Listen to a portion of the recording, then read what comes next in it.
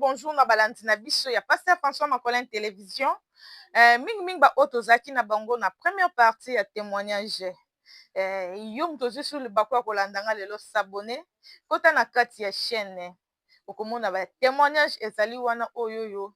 Ezo kobisa lisusu ezo kembisa lisusu kondima ya bana na Nzambe. Lelo kande to la kabino eza deuxième partie ya témoignage. Ya on a senga na ozali kiti vanda Olanda maloba kitoko Olanda témoignage kitoko Olanda ba déclaration kitoko oh Pasteur François asaleli biso to mesala koyo kaka témoignage nyonso parce que yango nde ekembisaka kondima na biso. En tout cas tango ozolanda témoignage il faut yebisaka Nzambe nyonso nazoloba kango yebisa Nzambe oyoyo ayokaka pe asalelaka na nzela témoignage oyo ngayo nakangama na koma ya batemps ebele, koma ya stérilité, koma ya kozanga kobala, koma ya kozanga mbongo, koma ya kishomere. En tout cas na nzela témoignage oyo Nzambe abikisa Pasteur François Makolin abikisa pengana bimana kati ya koma. À l'aéroport où on pouvait finalement prendre de la vie de garçon un taxi. Directement, j'ai revu le garçon qui me dira, il était avec un groupe, c'est lui que j'avais rencontré quelque part, qui me dira que j'allais mourir. Il me dira encore cette fois-ci, ah là, voilà encore mon vieux. Et j'étais surpris de le retrouver encore en Chili. Je lui ai dit, mais ce frère, je l'avais vu à Duren, et ici encore en Chili, je le retrouve. Et là, il me dira encore, mon vieux, toi tu croyais nous avoir fui, mais nous sommes ici encore, nous voici ici arrivés en Chili. Et d'ailleurs, comme on se rencontre ici à Chili, tu vas, prépare-toi car tu vas mourir ici. Je leur ai dit, mais qu'est-ce que je vous ai fait? Ils me disent, ils insistent que j'allais vraiment mourir ici en Chili, comme je me suis retrouvée en Chili, donc finalement j'allais mourir ici en Chili et que la nouvelle allait parvenir à atteindre Duren pour que le monde sache que bon, le vieux est mort en Chili. Je leur ai dit, petit frère, sachez une chose, c'est lui qui tient ce monde et mon Dieu. Et ma vie est entre les mains du Seigneur. Ce n'est pas entre vos mains. Moi, je veux chercher le Seigneur qui a créé le ciel et la terre, le Seigneur que je sers. Et l'un de petits dans ce groupe me dira, on va voir. Et j'ai pris mon taxi. Et je me débrouillais où j'allais finalement aller passer la nuit. Et je les sentais dans cette vie où, dans cette vision où j'avais, mon âme était en train de vivre ces choses, comme si c'était réel. Alors, et pendant que je marchais, je disais au-dedans de moi que ces choses devenaient enfin sérieux. J'ai vu ce petit, je l'ai vu à Duren et ici je le rencontre encore à Chili, ensemble, accompagné d'un groupe qui essaye de m'intimider pour me dire que j'allais mourir ici en Chili. Je dois faire quelque chose. Mais avant que je puisse tomber malade, on était déjà en jeûne dans notre église. On a un jeûne qu'on fait toujours en chaque mois de novembre. Donc, on a commencé depuis le 1er novembre. Et moi, le 4 novembre, le 4 novembre, je suis tombée malade. Le 5 novembre, j'étais donc dans le coma. Et j'étais déjà en plein jeûne. Et j'ai dit finalement, je dois jeûner en jeûne indéterminé. Donc, jeûner jusqu'à ce que je verrai soit le Seigneur ou alors j'entendrai sa voix et alors finalement je pourrai arrêter. Et je suis entrée en jeûne, un jeûne indéterminé. Je me promenais dans un pays que je ne connaissais pas avant, mais tout en étant en jeûne et je priais partout. Bien aimé dans le Seigneur, ma Bible me dit dans le livre de 11, verset 6, Hébreux chapitre 11, verset 6, sans la foi, personne ne peut être agréable à Dieu. Donc, alors j'espérais et j'avais foi en mon Dieu. Je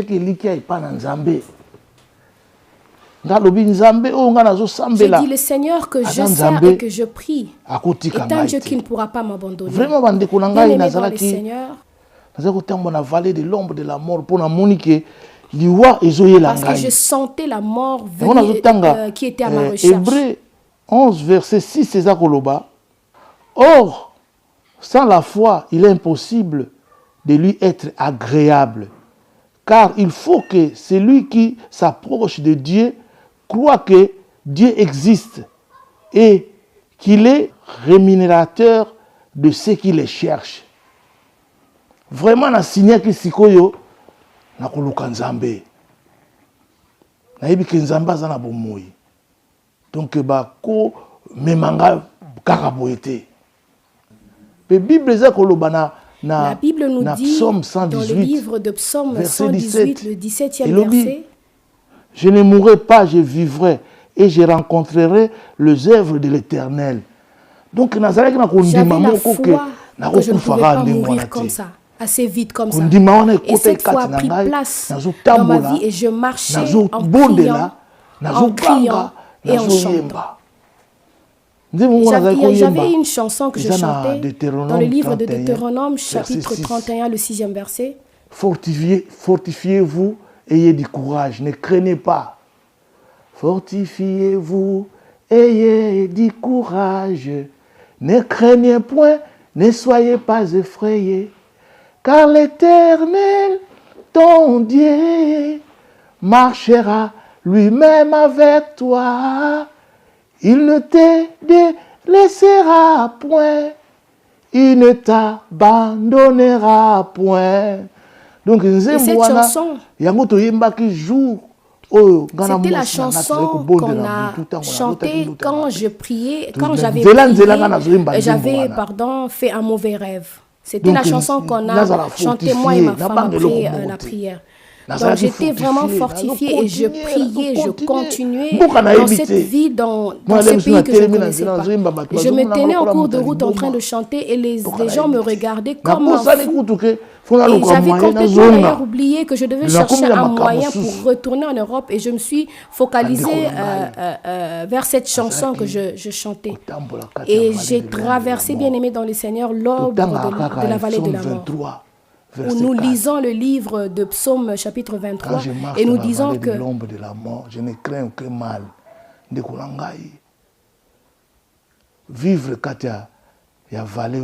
Mais quand tu vis cette vallée, et là tu verras comment le diable et ses démons, ils vont chercher à détruire enfin les enfants de Dieu. Alors que la Bible nous dit dans le livre de Jean chapitre 10 verset 10, le voleur vient pour égorger, détruire et tuer. Et leur pensée est qu'ils veulent à tout prix me détruire et me dévorer, me tuer. Je leur ai posé la question de savoir qu'est-ce que je vous ai fait et ils me diront, tu es trop fier, tu es trop orgueilleux. Bien aimé dans le Seigneur.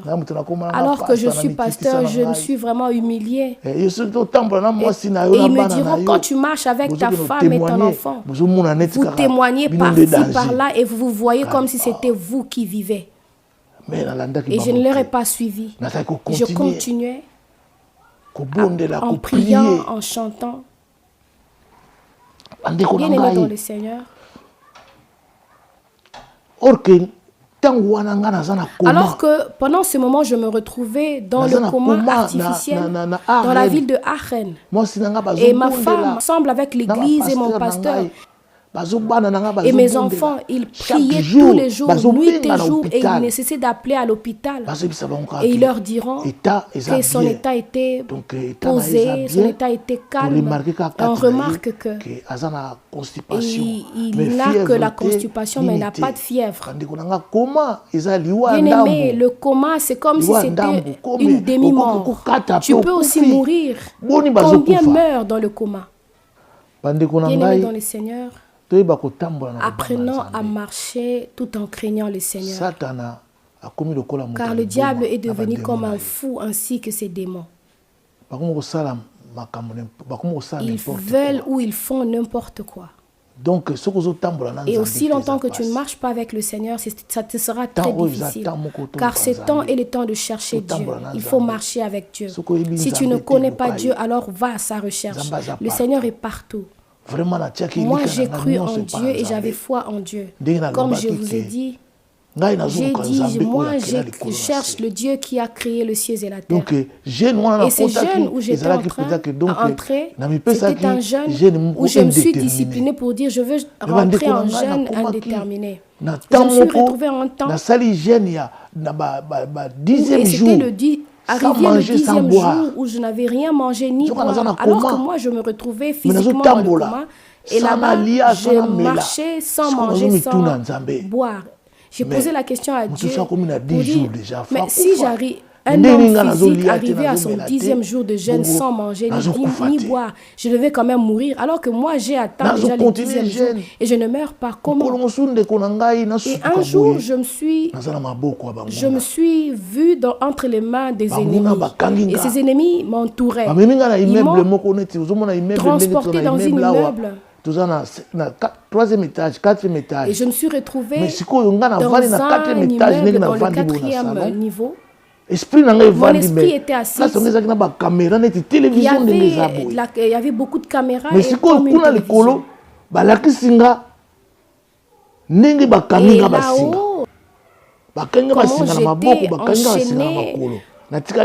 j'étais enchaînée par les mains et par les pieds et je n'avais que ma culotte. Et ces jeunes étaient là, mes ennemis, ils étaient là en fête et ils buvaient du champagne en disant que ce vieux va enfin mourir. Et ils ont pris un revolver, ils donneront le revolver entre les mains d'un jeune. Ils lui ont demandé de me tuer. Et c'est comme si moi j'étais assise devant la télé, je voyais ce qui se passait dans le 4e niveau. Et ils me diront, ils disaient comme il est en train de regarder, on ne peut pas le tuer. Il faut attendre jusqu'à ce qu'il va complètement s'endormir et là vous l'aurez. Et je me suis dit, bon, donc finalement moi je ne devais pas dormir. Je veux rester comme ça, veiller sans dormir et je priais en langue, j'intercédais. Et eux aussi, ils étaient là en train de me surveiller 4 heures du matin, 5 heures du matin, 5 heures du matin et je ne dormais toujours pas. Et arrivé à 6 heures, et ils diront à cet homme, tue-le directement et puis il va mourir. Et moi je ne parlais plus. J'étais enchaînée. C'est comme si j'étais à genoux, comme un esclave. Et j'étais à genoux. Mes pieds étaient enchaînés, mes mains aussi étaient enchaînées. Je me voyais. Et j'étais là, finalement, je sentais que j'allais vraiment mourir et je veux laisser ma femme et mes enfants. Alors que pourtant je continue toujours à intercéder et à prier. Et arrivé à 10h finalement, à 9h30, ils diront à ces jeunes de me tuer. Il leur dit non, il veut tuer. Il veut tirer, mais c'est comme s'il y avait de la brouillard qui était devant lui, qui ne pouvait pas finalement me voir correctement. Il dira, si j'essaye de tirer, je veux le rater. Ils ont commencé à discuter entre eux jusqu'à un point où ils se sont dit, bon, on s'arrête ici. On va quand même la voir. Et puis, je n'étais plus, finalement, je me suis retrouvée comme si je n'étais plus enchaînée. J'étais encore dans une route où je continuais toujours à prier. Arrivé à mon 13e jour de jeûne à sec dans cette ville qui m'était complètement inconnue.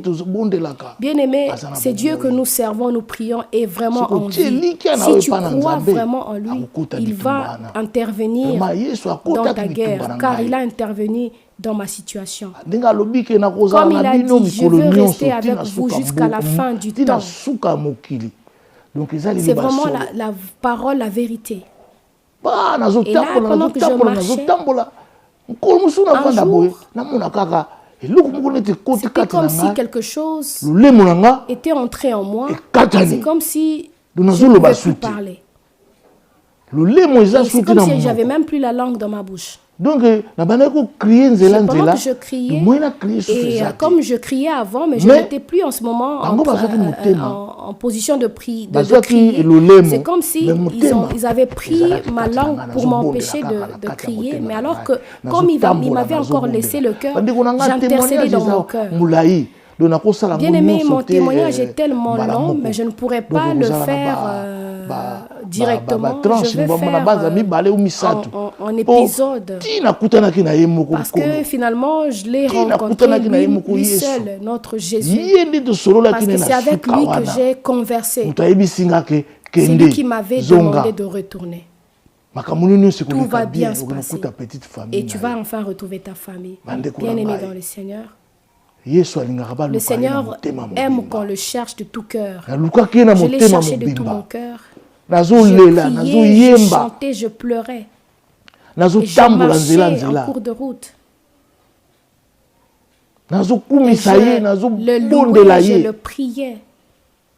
C'est vrai que j'avais plus la langue dans ma bouche.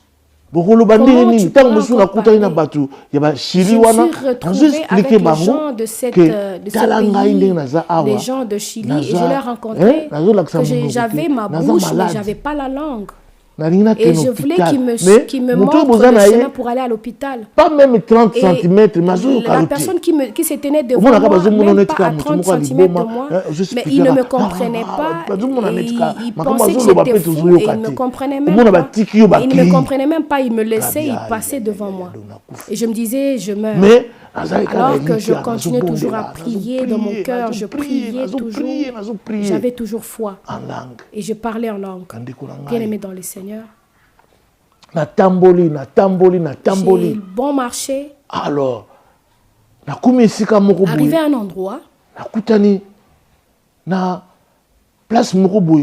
et il y avait tellement beaucoup de bruit et je me posais la question de savoir qu'est-ce qui se passait. C'était comme un petit stade.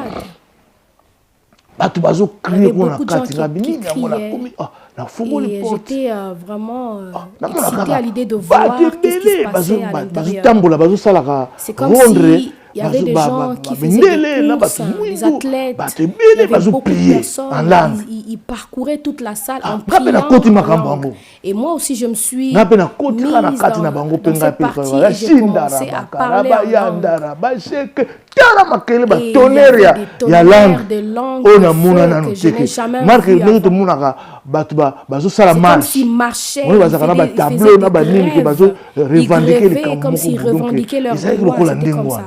Mais une affaire, il y a 300 ou 400 personnes. Personnes comme. Donc, je me suis mise ensemble avec eux et j'ai. Et puis, moi, je ne faisais rien parce qu'il n'y avait pas la langue dans ma bouche. Et eux, continuaient à langue. Kanda bashinda bosiko kanisa langue wana ya batebele la langue de feu la langue journée mobimba to vanda et on est resté là toute la journée prier kaka langue vraiment la moni na kosuka na noa pour me limiter jusqu'ici pour la première partie. Après langue wana vous dire encore qu'est-ce qui m'est arrivé après avoir prié en langue. Je me suis retrouvé après cet événement. Je me suis retrouvé quelque part où j'ai retrouvé Jésus-Christ de Nazareth. Donc, c'est quelque chose que j'ai inventé, mais c'est la vérité. Mais je vais enfin vous raconter comment j'ai fait pour le rencontrer, lui seul, le vrai. Donc, c'est une histoire qui est très longue, mais je vais les partager en série, en partie. Et si le Seigneur nous aide, on va arriver jusqu'au deuxième et à la troisième partie, parce que c'est tellement long. J'ai vécu des choses que je n'ai jamais vécues dans ma vie. Vraiment, j'ai eu foi en Dieu et j'ai vu sa grandeur. Bien aimé dans le Seigneur, abonnez-vous massivement à ma chaîne, ma page YouTube sur Pasteur François Macolin. Et vous allez directement arriver à ma chaîne pour suivre, pourquoi pas, mes prédications, mes témoignages que je donne par mes témoignages. Je suis quelqu'un qui témoigne toujours la grandeur de Dieu partout où le Seigneur m'emmène, car il a fait tellement beaucoup de merveilles dans ma vie, dans la vie de mes enfants, dans la vie de ma femme. Et si vous entrez dans ma chaîne, vous verrez tous les témoignages que je suis en train de donner là où je passe. Mais on va continuer ces témoignages pour arriver jusqu'à l'endroit où j'ai rencontré une église près de 1500 personnes qui étaient tous habillés en blanc. Que Dieu vous bénisse. À nous revoir la deuxième partie. Amen.